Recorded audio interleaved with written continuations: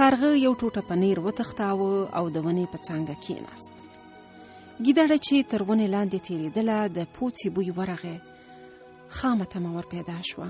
کارغه ته یې ویل شکر چې ته مې ولیدې، څومره خوږ اواز لري، یو بدله خو راته وبوله.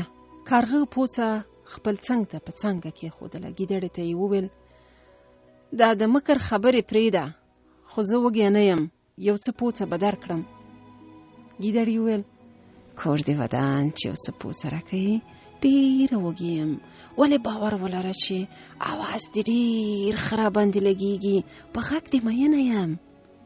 کارغه ورته وویل دروغ مه وایه، خو که رښتیا وږې خوله دې پرانیزه چې پوڅه دې نیغه خولې ته در واچوم. ګیدړې خوله پرانیستله. کارغه ورته وویل سترګې دې پټې که چې پوه نه شي چې لویه ټوټه در اچوم که وړکۍ. ګیدړې ورته وویل دا خو لا ښه ده چې د لویې ټوټې امید هم پکې شته. ګیدړې سترګې پټې کړې او خوله یې چې څومره په وس کې وه پرانیستله او کارغه شا ور واړوله، مرداري یې وکړه او د ګیدړې په خولې کې توی شوه. ګیدړې تو کړل، په قهر شوه، ورته یې وویل احمقه، څوک نو داسې کوي؟